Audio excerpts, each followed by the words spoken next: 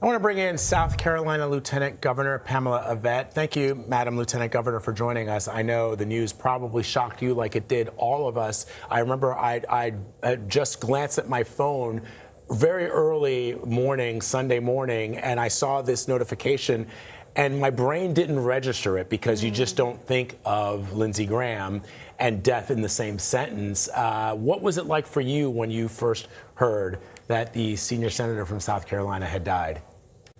Well, first off, thank you for this wonderful tribute to the senator. He is such a servant leader. And I was woken up in the middle of the night to the news, and I really couldn't wrap my head around what was happening.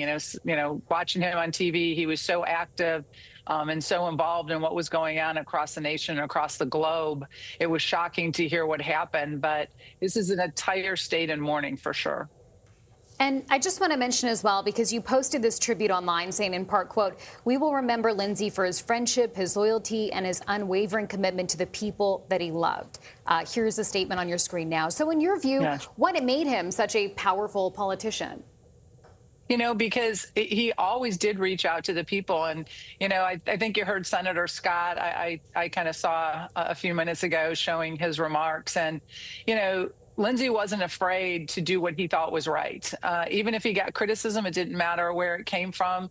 He did what he felt was right for not just the people of South Carolina, but for everybody across this amazing country that we live in. And, Senator fought very hard for this state. And, when you talk about all the things that South Carolina has been able to say they're prospering from, the deepest, widest port on the East Coast, Lockheed Martin coming here, dollars for infrastructure, that was Senator Graham always in there fighting for what we knew we needed here as a state. And then you take that to a bigger platform, and he was fighting for the American people, making sure that he put the best judges in place. Making sure that, he fought for policies he thought was going to be good for this country and his people. And so he was a friend to all. Not every, you can go back through time. Not everybody always agreed with him, but at the end of the day, you could never doubt where his loyalty was.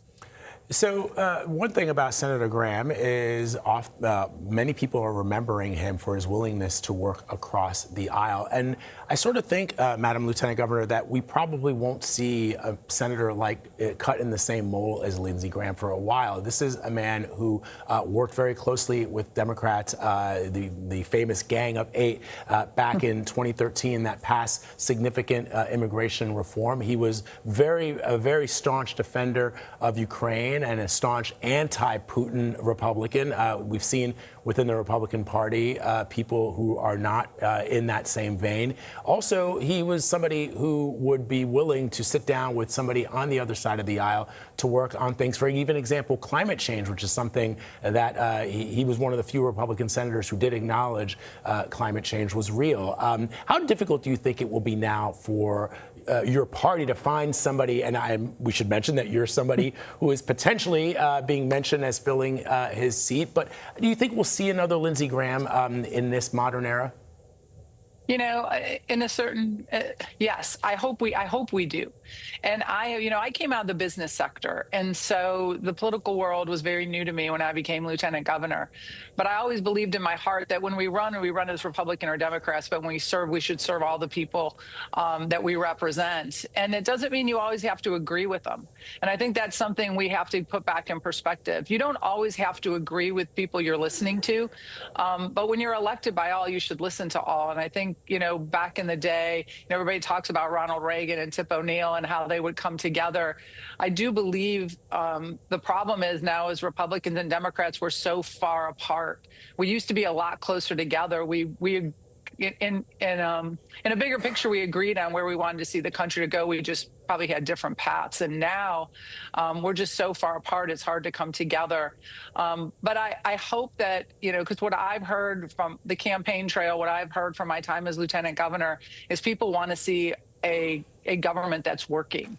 And, business people will tell you, you have to sit at the table with everybody, even if you don't like what they have to say, and that makes for success. So I'm hoping, I have hope. I always have had hope that, we will come back together and do the will of the people and do it in the right way so America continue to grow and prosper and be something that, we leave to our children better than we found it.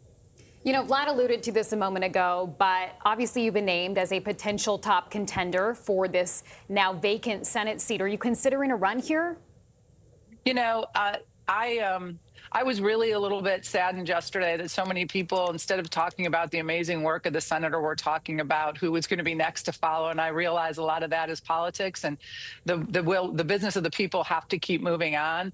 That's not something that, I want to focus on the senator right now and, sending love and prayers to his sister, who is a wonderful person and, was so close to her brother. I think that's what we should focus on right now, and talking about the wonderful things he did. He's left an amazing legacy, not just to the state of South Carolina, but to the nation. And yet, Madam Lieutenant Governor, you successfully campaigned to become the next governor of the state of California. There are some in your state who were not successful, who are because, as you know, this has to happen in August. So we're just a couple of weeks away, given the way that primaries work in South Carolina. You were very successful. You received the endorsement of President Donald Trump. How important was having his endorsement to you coming out on top in that primary for the governor's seat? And would you then seek his endorsement if you were to throw your hat in the ring for Senator Graham's seat? The president is, he's our president. He leads our party. Obviously, he throws a lot of weight in voters and Republican voters in a primary, especially. So I think we're going to take it one step at a time. I know that there are people that ran against me for the governor's race that have already thrown their hat in. Again, I said it was kind of disheartening to me that, that we'd be talking about succession instead of talking about the legacy of Senator Graham. But there'll be a time for that.